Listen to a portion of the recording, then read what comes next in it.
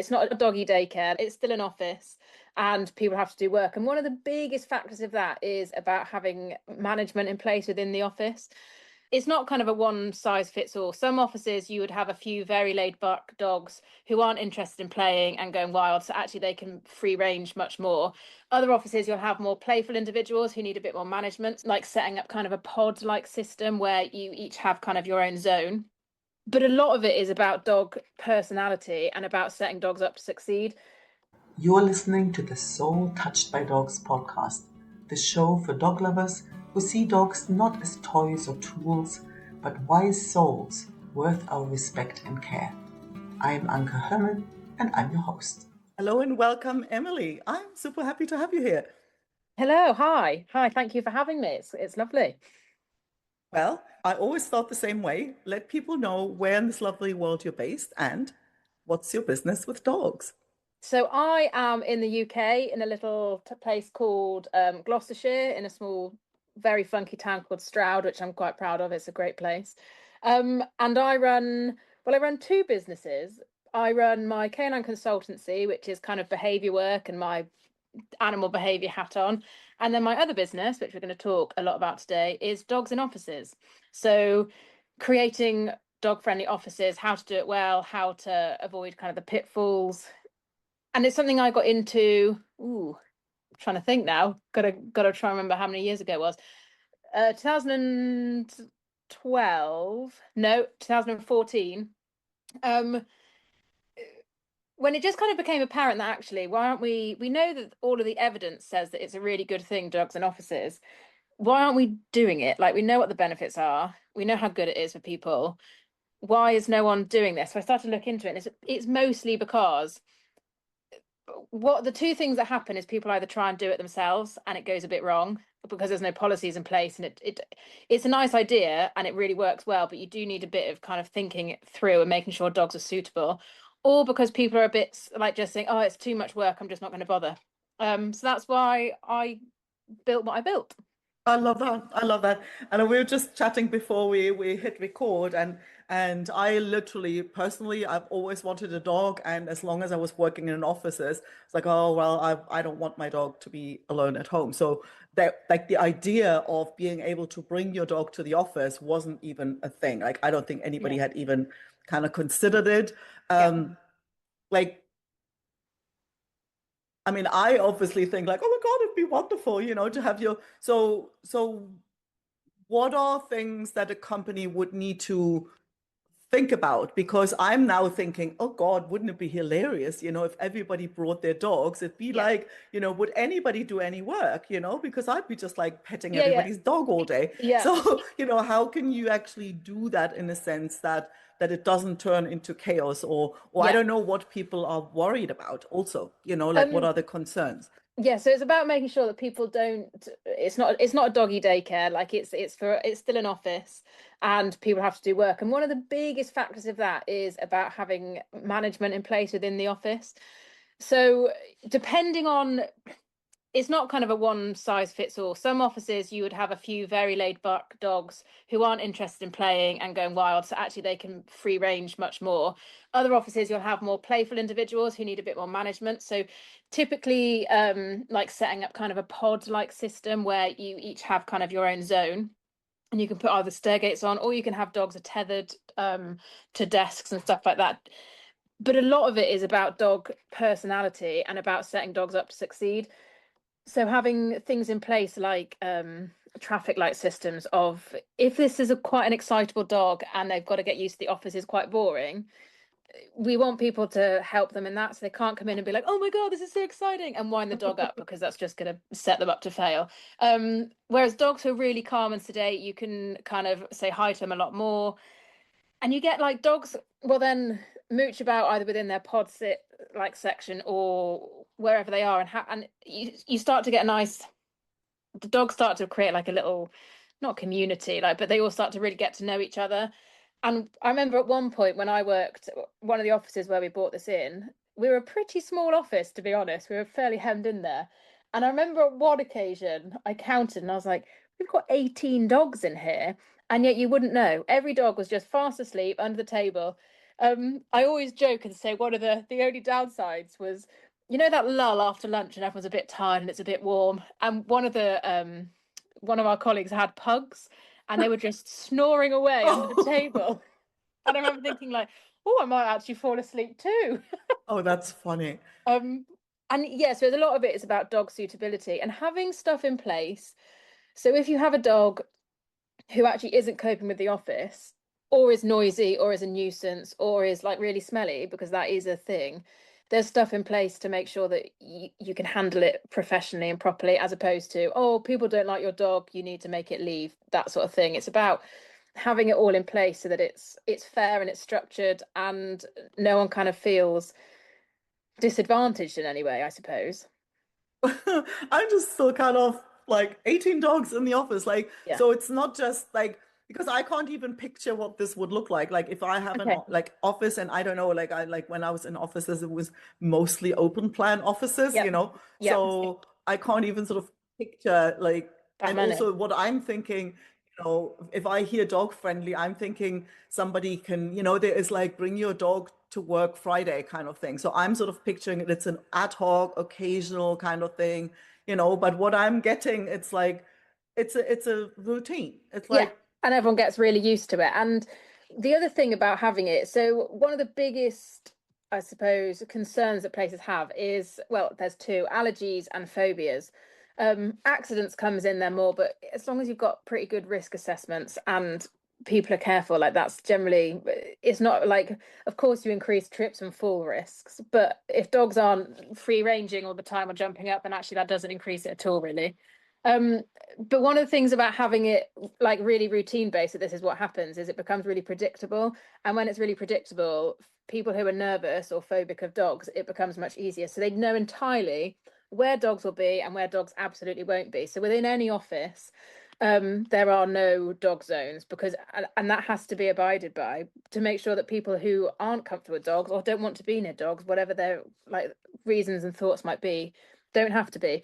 But it stops that. What you generally start to get in offices is they become a bit dog friendly, and you get somebody who's a bit nervous and they walk into one office and bump, there's a really over friendly dog jumping up to say hi, and that's quite terrifying for them. So we have to make sure that that just can't happen. But you know entirely, like there's signs on doorways, you know what dogs are in, where they are, and also we generally try and make sure that they don't have access to the main door in and out of the office for two reasons. One, so they can't escape, and one, so if someone comes in who was scared of dogs accidentally, no dogs can get to them.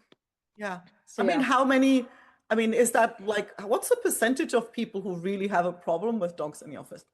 tiny, like really tiny. And generally you don't get much where it's just people who don't really want them. It's normally you'll get, every so often you'll get a real phobia, and that is a really different thing. But actually we did some work when I first kind of started doing this at a university, and there was one lady who was really genuinely really frightened of dogs, and she was saying that because it became predictable, she just knew entirely how to control it. So any meetings she wanted to have with people in the dog office, you'd just meet in the canteen or the cafe or wherever. My dog has really naughtily just jumped on the dining room table and is sticking her head. That's what that shadow is. Mavis, can you get off? Um, so it just makes it predictable, which makes it much easier for them to manage. So, yeah, I mean that makes sense. That makes sense. I mean, I guess it'd be funny, like if I'm thinking, okay, I'm like scared of dogs, and now I go to work and they're everywhere. So I was like, Yeah, well, yeah.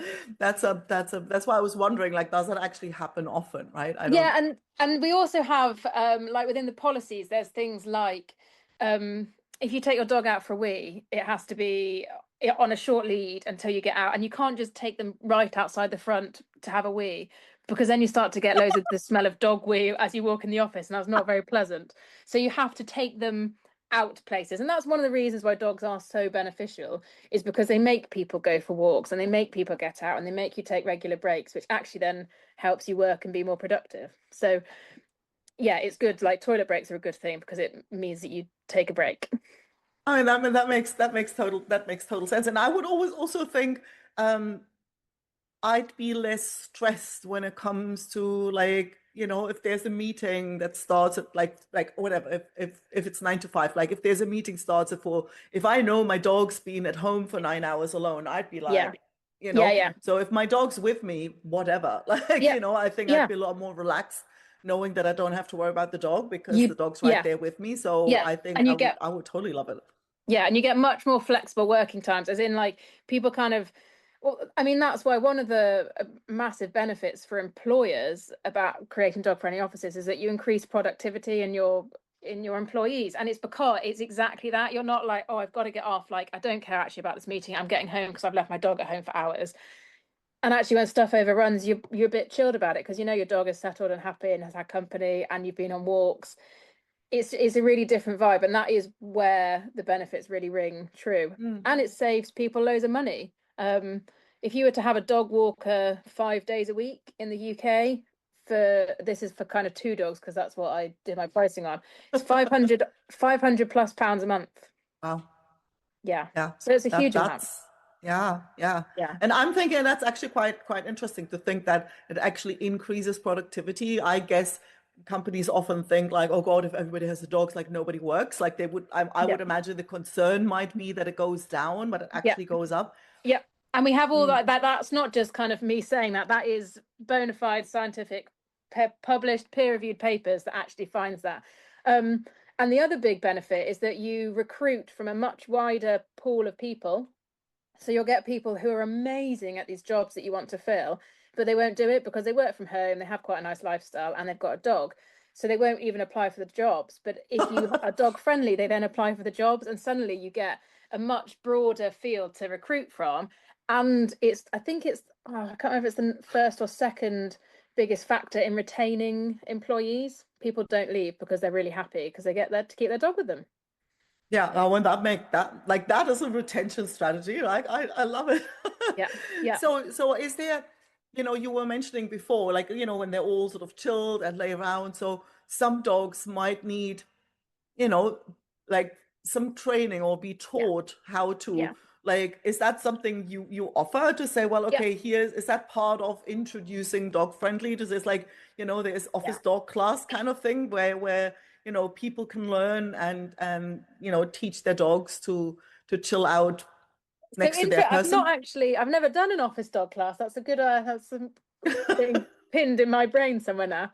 Um, a lot of it is about, so within it, again, it really depends on the size of the company because much bigger companies want to employ, like train somebody up within the company. And generally you'll have somebody who's kind of driven this forward anyway, who is a natural person to do this stuff.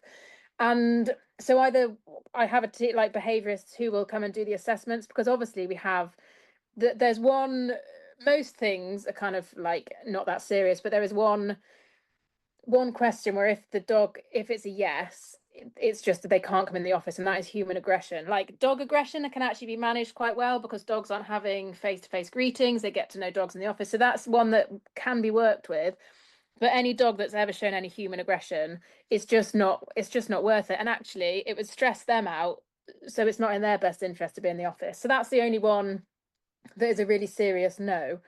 But other than that, we just kind of look at, I can't remember the question now. We just look at all the different things.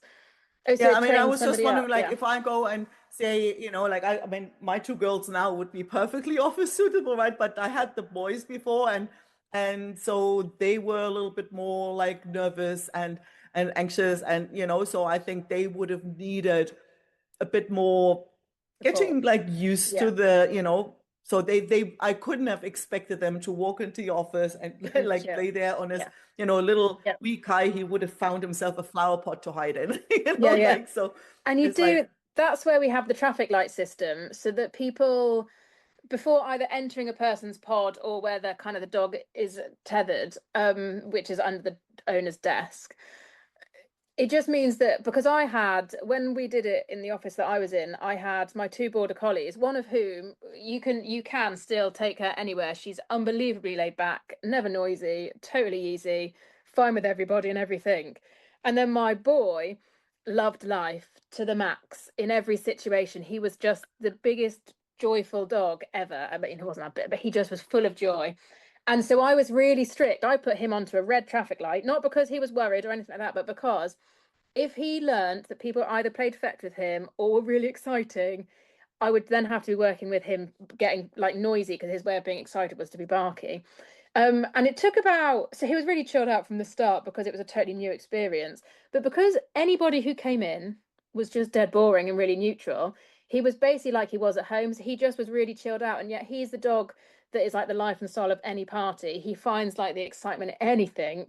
He was really relaxed, but that's because you can have things in place that sound a bit strict at first, but it's for the dog's best interest. So like you don't want someone coming in and being like, oh my God, it's my favorite dog. This is so exciting. Because he'd be like, oh my God, yeah, it is. This is exciting. Right, So yeah. it's all about keeping him really calm by just So, basically so being the neutral. traffic light is basically for the people. So if there's a red light, it's Yeah. like just ignore the dog. Yeah. Just don't talk to me. Yeah. And Yeah. so and then yellow is, yeah, you can say hello, but don't fuss. Yeah. And green is, yeah, you can roll on the Go floor wild. if you want. Yes, Yeah. exactly. Yeah, yeah. And we would have it also meant worked with obviously students, and it meant that some of the green dogs actually lended themselves perfectly for helping students who are in a bit of a crisis and really needed somebody like to, and so those dogs could then be brought in where those dogs could be borrowed because they were so people savvy and like really cool, just loved, like they were the dogs that would come up and put their head on a student's lap, and so then the student is just stroking them. Obviously you ask permission first, they wouldn't like that if they were nervous. So yeah, so it just made everything like, so those dogs then lend themselves to doing a bit more if needed. And we know that dogs are socially cohesive and help people open up and chat more, and they're really beneficial in that way. Oh, for sure. I remember when I first got my very first dog, it was literally within 2 weeks I had met, you know, 10 times more neighbors than in the like Yeah. 2 months or 6 months that I'd lived in that place before that. So it was Yeah. like, yeah, totally. Oh my God, look, there's a Yeah. so like in a dog-friendly office, what's the percentage of people who bring dogs and versus those who don't have dogs? Oh, it really varies. It really varies. Generally, you in most offices, in within most, so like in really big, so the more employers there are, obviously the more rooms that then they have and more office spacing. But you generally, it's about 1 in 5 want to bring their dog in, give or take. And it like that massively skews. I've worked in some places that are like make medical veterinary supplies for vets, and that's much more skewed. But they're generally, if you're working in a field that works with animals, you'll like it more. And then other places I've worked that are more kind of accountancy type places, and that's much lower. There'll be like maybe 2 or 3 dogs in total. Oh, okay. Yeah, so it So really, it's not really like, varies. in my mind, this always is kind of immediate. Oh my God, dog friend, like everybody's bringing a dog. So Yeah, it's not like, no. And that also takes some kind of, you got to get a feel of how many people want to. And again, so then dogs have kind of a probationary period where like they're settling in, they're getting used to it. And that can be really handy for, let's say, if you've got a dog that's been brought in and it just whines a little bit all the time, that can be really grating on everybody. But that's why you have, before dogs are like officially signed off. And it's also making sure that owners play by the rules, because I know, generally speaking, it's very rare that you'll have any owner that does kind of take the mick a bit because they want this to stay, so they're really good about it. So like bedding goes home and gets washed each week. If you take them on a walk and they are covered in mud, they don't come into the office, first of all. Like, so there's got to be some flexibility within it, but like it mostly works really, really well. And of course, there has to be some flexibility within it. And things like zoonotic diseases is another factor that people sometimes don't think about. Fleeing, worming, vaccines, all that sort of stuff of just making sure that you make it as safe as possible for everybody. I'm just sort of thinking if you go out to the park at lunch and then, if you have a cocker spaniel and he just dives into the mud there, Yeah. that would be funny. Or the bush and all the grass seeds, which is currently Yep. my cocker spaniel's way to be. She's covered in grass seeds all the time. Do Yeah. you find that because it reminds me a little bit of the days when people were still smoking in the office, right? So there was a little bit Wow. of resentment of, like, yeah, the smokers get to go out every, whatever, Yep. Yep. is that a thing? Like, because if Yeah. I now bring my dog and I now every couple of hours, like, oh, I've got to take the dog for, like, I get these little breaks that other people don't get. Is there a thing You around that? generally speaking, the people like you get a number of people will kind of go off for a little half-hour walk at lunchtime, and breaks are good. Like we've got a brain that isn't designed to sit and concentrate for hours on end. Actually, going, do you know what? I'm going to go for a little leg stretch, and you go for 10, 15 minutes with another colleague or two round the block, and then you come back and everyone's like, oh, that was nice, and you sit and do some more work. So mostly people will join rather than feel resentful. Oh, okay. Yeah. Yeah, that makes And sense. And it is yeah, true, like a little bit of a step away is works wonders, right? yeah. And So, as adult dogs, so like puppies is a tricky one. People, because you would need to bring puppies in if you've got a puppy to get them used to it. But also puppies are not toilet trained, need very different needs. So there's an integration thing with puppies, but generally they have to be adult dogs. Who have good bladder control. So, because the reality is I know that my dogs can easily go 4 or 5 hours without needing to go for a wee. So actually, you're not having to pop out. I think weren't cigarette breaks something like you were legally allowed 5 minutes every hour or something. There's something like that. But yeah, so dogs I don't think need as much. Actually, if you've taken them for a walk in the morning, then they're pretty happy to chill in the office for a good few hours, and then you can walk them at lunchtime. So yeah. yeah, so I mean, it's just like, and so that means when somebody brings their dog in, they literally like, okay, that's the thing. We go to work and we go to work, right? So Yeah. it's not just you bring the dog in on Friday. So it's Yeah. literally like most days you'll And bring your dog. it's entirely up to people.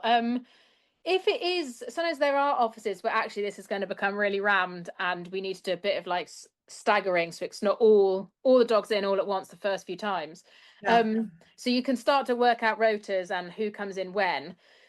The idea being is that you then bring it in, so actually it works for you. You can use it how you want. And sometimes you'll get people who then look at their diary and go, oh, do you know what? I've got a day of mammoth meetings. I'm going to sort out the dog walker or somebody to come at lunchtime and leave my dog at home. So like we used to do that on kind of Freshers Week or whatever, when things were a bit more hectic. There was lots of toing and froing, and things just felt much busier. Yeah. Quite often colleagues would then leave dogs at home during that week, or if they're really chilled, they can still come in. But it's about having a bit of flexibility. But the offer is there basically that if you want to bring your dog in, you can. Hmm. I love Yeah. that. I love that. Have you ever had a company where they introduced it and then didn't keep it for some reason? Yeah, Has that that has happened? happened.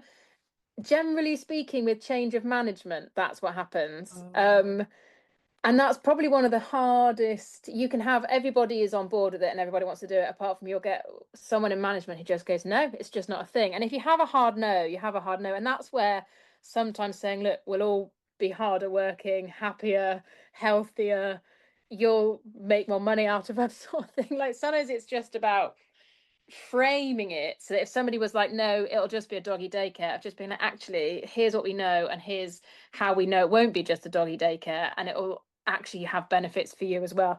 Generally, there's ways around it, but the only time when it does get pulled from having been in place and then it gets removed is new management generally. hmm. We've not had any like really serious instances. We've had one once where on like the introduction week, when everyone was bringing their dogs in, someone said, there is a strange thing on my dog's leg. And I was like, oh, that's ringworm. So they definitely can't come in because that is a zoonotic disease. Of course that happened on like day one. But yeah, it's like that's what I mean. Sometimes things aren't perfect. Like Yeah. that's how life goes. But actually, that's why you have the stuff in place saying that's a zoonotic disease. They have to go home immediately. And like you have so like you have these air sanitizer things that you can buy really cheaply, and I put the onus onto dog owners that you are to do this isn't the cleaner's responsibility. Yeah. And so once a week they'll sanitize you. Basically you compress it and then it goes off up into the air and it sanitizes anything it lands on. So like putting in stuff like that to just make sure it keeps clean. And if there are cleaners in the office, which most offices do have, it's about open and like good communication with them and doing your bit. Like it's not fair. Like we would sometimes kind of, if someone's dog had been really hairy or covered in grass seeds or something, like kind of just pushing a hoof around so it's not, or buying a pack of like something to say thank you. But it shouldn't make a cleaner's job any harder if you're doing it properly. Yeah, I Yeah. mean that's a good point, because there's some dogs a lot more, like shed a lot more than others. Yeah. Yeah. So is it always about having the dog like literally with you, or like what my mind is also like, oh, if there's a I don't know, like um when I worked back in Germany many years ago, like there would be companies that have like daycare for kids that were attached to the office, right? And so Yeah. now I'm like, okay, if there's like doggy daycare, well, that would be kind of cool as well. So I wouldn't have the dog wouldn't be alone; they'd be in the daycare, and then on the Yeah. way in, it's just like Yeah. kindergarten kind of thing. You Like, could we've not ever done that. There is a no, I don't think that is. I'm just trying to think. There is a company that I spoke to a while ago, and I was wondering if they did that alongside, but I don't think that they do. But yeah, that's definitely a potential. But the other thing is if you've got a dog, because one of the things within the policy is that actually this isn't an alternative for dogs who have really bad separation anxiety, because you're going to get separation anxiety showing up in the office when you pop to the toilet or something. So that's like one of the things that you have to go and work on before they're ready for the office. But generally, I could leave, but like I say me, but as a general rule, people can leave their dog snoozing in their bed, go off to a meeting and come back, and the dogs, because they know the place, they know the drill, they know it's pretty boring, and they're very comfortable and relaxed there, so they don't mind. yeah. Or you'll have a colleague who says, "Oh, I'll keep an eye on them whilst you're gone," sort of thing. So yeah, so it makes it easy in that regard. So yeah, I mean that sounds like it feels like, oh God, like for me it was one of those things like, oh my God, finally I work from home, I can have a dog, like with this Yeah. it'd be like, well, who knows? I would maybe still work in an office. That'd be fun. That'd be kind Yeah. of can't even picture that anymore. But so if a company wants to explore this, like how do you help them? Like what's the service? How does that work? If a company goes, maybe we should try that. So the first thing is kind of meetings. A lot of it is asking them what they want, how they see it looking like, because actually that can really vary. Numbers, I need an idea of numbers fairly early. Like, there are 75 dogs owned within this office space and they all want to come in? That's like, so I need to know that sort of stuff first. And then, yeah, we can work. Sometimes I'll work in places where the budget is enormous and they're doing a whole refit of the whole office, or it's an entirely new office block being built. And they say, how can we make this dog friendly? And then you can do really fancy, fun things. So, like, you can have like the really cool pods. So, like, everyone has kind of shelves, not shelves, like, everyone's got their own desk space with two sides and they've got a little stairgate on the back or whatever. So you're all seeing each other, but your dogs are all in their own little pods. Those come with bigger budgets, and not every company has a bigger budget. But quite often, the point that I'm contacted is when they are doing an office redesign and dogs become part of it. Oh, Yeah. that makes sense. That makes sense. And then you come in and you basically tell them all the things they need to take Yep. into Yep. considerations, like figure All the out those paperwork. policies Yeah. and the paperwork. And there'll probably be some special insurance as well. Like if something, I mean, not that the Yeah. dog would, but So like public I'm just thinking liability. I've got a Yeah. mastiff. Like, if she Yeah. gets like I was laughing when you said like, oh God, they get like tied to the desk. I'm like, yeah, Should like take if the my desk my too. big girl runs off, she drags that The desk whole behind desk. her, Yeah. right? Yeah. So it's like if something Um, happens where yeah. stuff gets damaged or So, something. all dogs do need third party liability. That's just, it means that the office, because the office space will also have its own liability, but it just means that there's no grey area. Like, everyone is covered, everyone's got liability insurance. They don't have to have pet insurance because that just covers them. Obviously, you take that risk that if something happened to them in the office, that's the risk that you're taking. So that's, I don't make that it's not part of the policy, but I strongly advise third party liability. It just is. I mean, sometimes I think that all dogs probably should just have third party liability anyway. Um, but yeah, so that's kind of the only thing that is mandatory. But then it all, so in terms of like when I come in and give them the stuff, so it also depends if they want training, because sometimes some companies, and especially if they're local ones, will just ask me to do the behavior assessments, and then other times if it's further afield I train somebody, so like they'll shadow me on some behavior assessments. And because you get a feel pretty quickly, generally speaking, people who want to bring their dogs into the office think that they're appropriate anyway, so it's rare that there's inconsistency between kind of what I feel or the assessor feels and the dog that's being presented. Because you could get an owner who says, yeah, my dog's totally happy, and actually this dog is terrified and totally shut down, and this isn't the right environment for them. But mostly the dogs that come forward, I really want to start a hashtag of just like everyday good dogs. Like there's so much in the media is about all the stuff that goes wrong and out of control dogs and bad dogs, and the vast, like huge majority of dogs are just really good companions and really nice little souls. Like, and I feel we miss that. But that's, I'd say 99.9% of the dogs that have ever come forward have all just been really nice dogs. Yeah. That'd be such a cool Instagram account, or like, and like to have a like, Yeah, the yeah. good dog, the good Yeah. dog account, right? I was driving the other day to school to drop my daughter off, and there were just two really old people, both with walking sticks, both had a Labrador that just was stood beside them.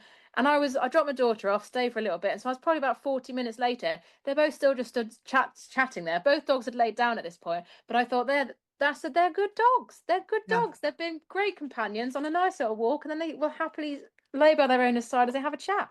They're the good dogs that we need to report more, don't we? I think so. I think so. Yeah. If you create that account, let me know, because I shall follow and share about them, Exactly. because I It's a think good that is one. such a cool idea. So if somebody wants to get in touch, how can people find out about what's So available and yeah, I've got a find out that? website, which I've just changed it over. So I'm hopefully I'll give you the right one. So it's theofficedog.co.uk. If that doesn't work, it's because it's still theofficedog.org, but I'm pretty sure it should now all be transferred over. I'm on LinkedIn, the Office Dog. LinkedIn's where probably I mostly am active. I do have Facebook and social Instagram, but I put less on there than otherwise. And that's me really. And then I've got my other business is Emily Birch Canine Consultancy, which is my behavior stuff. So yeah. Oh, you're going to have to come back for that one for different Yeah. episodes. For another one. Exactly. Exactly. Yeah. Well, thank you so much. That is Uh, fascinating. I wish all offices were dog friendly, because I One think day, one everybody day. wins, right? So, but we're Yeah. on the way. And Yeah. thank you Fab. Thank for you for having carving me. that path. Thank you. Thank you for having me. Thanks so much for listening. If you enjoyed the episode, don't forget to subscribe and leave a review so other dog lovers can find the show. Head over to soultouchedbydogs.com and sign up for the weekly treat. Tips, recommendations, and personal stories to warm your dog-loving heart. And if you know a pawsome human you think I should interview, I'd love an introduction. Email me at Anke, that's ANKE, at soultouchedbydogs.com.